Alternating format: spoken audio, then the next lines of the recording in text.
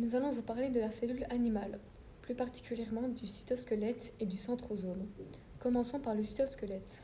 Le cytosquelette est un réseau de protéines, un assemblage de multiples protéines entre elles, pour former une sorte d'ossature, une sorte de charpente, à la cellule qui va lui donner sa forme avec celle de la membrane.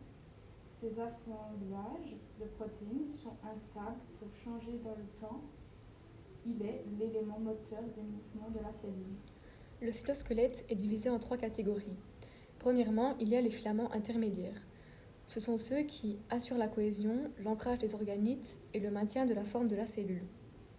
Ils assurent aussi la cohésion entre des cellules voisines en les accrochant entre elles.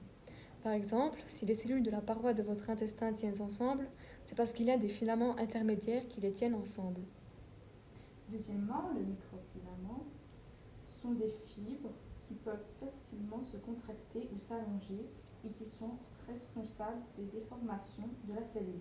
Un exemple de cela est celui de la contraction musculaire. Si votre biceps gonfle ou s'étire pour plier ou tendre votre bras, c'est grâce à tous les microfilaments qui font leur travail au sein de chaque cellule de ton biceps. Dernièrement, il y a les microtubules. Ils ont plusieurs rôles. En 1, ils agissent un peu comme des rails pour le déplacement des vésicules. En 2, ils orchestrent les mouvements lors de la division cellulaire. En 3, ils permettent aussi le mouvement de certaines cellules, car elles constituent l'axe central, ce qui permet à certaines bactéries de se déplacer. Le centre organisateur de ces microtubules est ce que l'on appelle le centrosome. Situé dans le cytoplasme, le centrosome est divisé en 2 parties. 2 centrioles perpendiculaires l'un à l'autre, eux-mêmes composés de microtubules.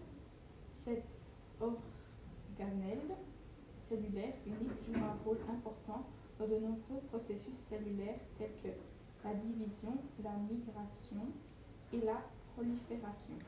Un des rôles principaux du centrosome est d'assurer la nucléation des microtubules. La nucléation, qui est la formation de germes d'une nouvelle phase devenue instable suite à une modification de température, de pression ou de sa composition.